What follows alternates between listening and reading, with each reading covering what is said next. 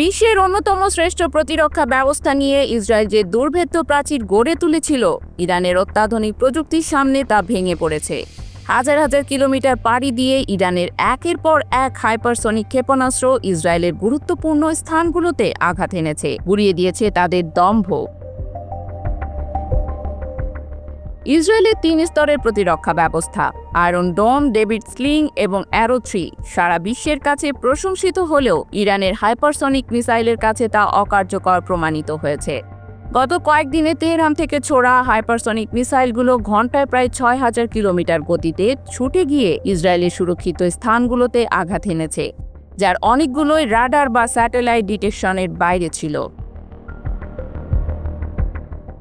বিশেষজ্ঞরা বলছেন এই হাইপারসনিক মিসাইল শব্দের গতির চেয়ে অন্তত ৫ গুণ দ্রুত ছুটতে পারে।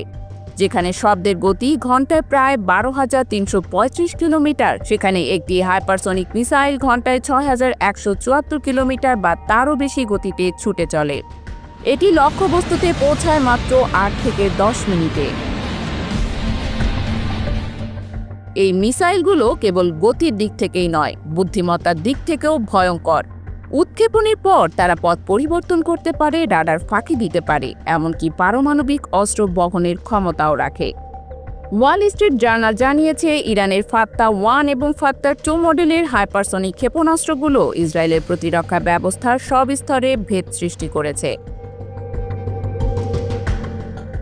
ইসরায়েলি সামরিক ও বেসামরিক অবকাঠামো, জ্বালানি ডিপো, এমনকি অত্যন্ত সুরক্ষিত কমান্ড সেন্টার সবই হামলার লক্ষ্যবস্তুতে পরিণত হয়েছে। ইসরায়েল যেখানে পশ্চিমা শক্তির ছায়া থেকে প্রতিরক্ষা প্রযুক্তিকে শ্রেষ্ঠত্ব দাবি করত, সেখানে ইরানের হাইপারসনিক অস্ত্র এখন সেই শ্রেষ্ঠত্বকে প্রশ্নবিদ্ধ করেছে। এটা শুধু একটি প্রযুক্তির অগ্রগতি নয়, বরং মধ্যপ্রাচ্যের শক্তির ভারসাম্যকেই নড়িয়ে দিয়েছে।